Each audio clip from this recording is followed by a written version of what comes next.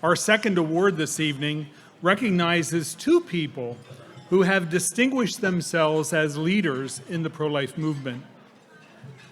This couple experienced a difficult pregnancy in 1988 and became involved in the pro-life movement. They joined Citizens Concern for Human Life of Cambria and Somerset counties and volunteered at the chapter's booth, pro-life booth at county fairs. They attended Marches for Life in Washington, D.C., and got involved in their church and pregnancy centers' pro-life activities.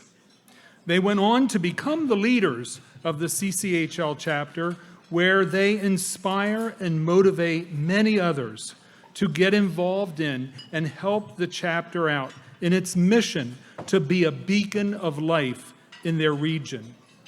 Ladies and gentlemen, the Pennsylvania Pro-Life Federation is proud to present two of its hard-working chapter leaders, John and Ann Poole, with the distinguished 2019 Pennsylvania Pro-Life Leadership Award.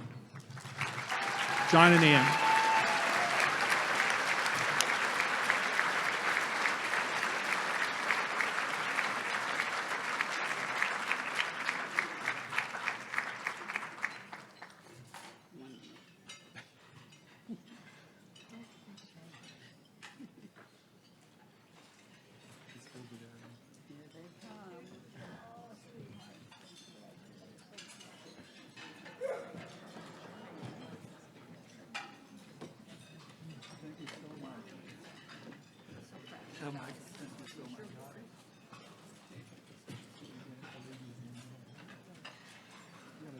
Face it to the camera. Here, wait, let's take a picture first. Yeah, or move back here. Just move back. Move back a little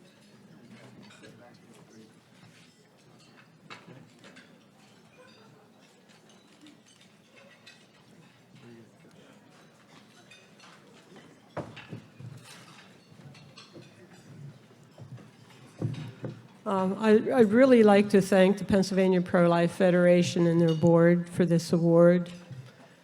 And my husband also would like to thank them. Yes.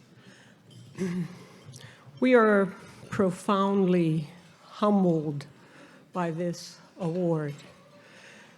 It is the organizations throughout the state, our organization included, the Cambria Somerset chapter, the Citizens Concern for Human Life, that the grassroots effort of everyone in our organization and all the organizations throughout the state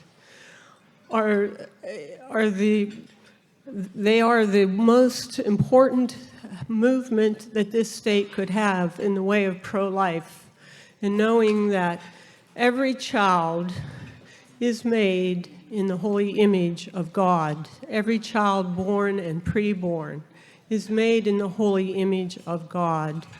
And that is the fundamental truth that we believe, and that is what we the truth that we work to get out to everyone in our communities.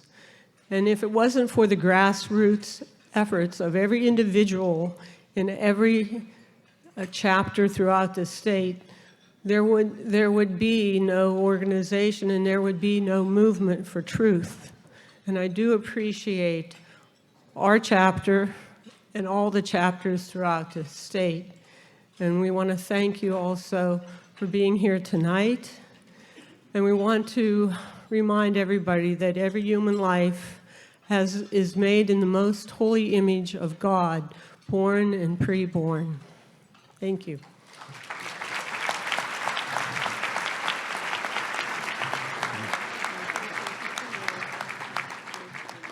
I would just like to add that my wife and I were married in 1973, the year of the infamous Roe versus Wade decision. We thought it was a mistake that the politicians would soon reverse that. It didn't happen, but we were raising a family and we got involved with other things. We decided to take as many children as the Lord would give us. We do have 8 children.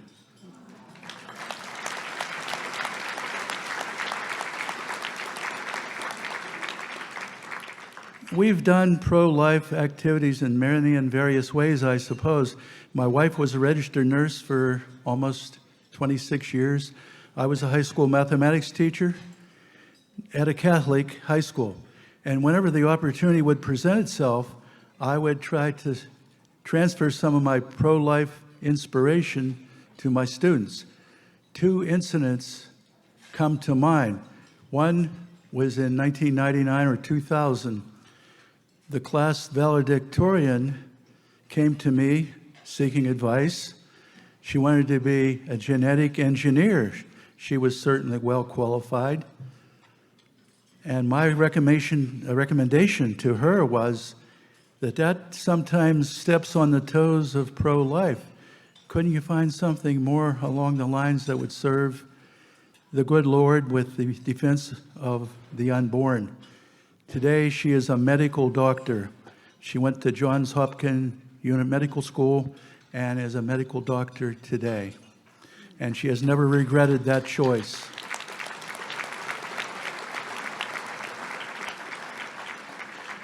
A second incident comes to mind of a student, a female, who made it known that she was pro-choice. And we had a discussion, and I tried a low-level approach to try to convince her to change her mind. But what did it was, I finally said, if you're pro-choice, what are your 2 choices? You end up with either a live baby or a dead baby. And she didn't have a comeback for that at all. I don't know if that changed her heart completely, but it was the best I could say to her at the time. Well, thank you very much, everyone, for honoring us today. We certainly appreciate it.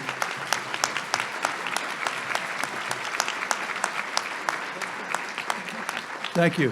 And as my wife points out, it's due to the grassroots movement within our organization, and especially the people in our chapter in Cambridge, Somerset. Thank you again.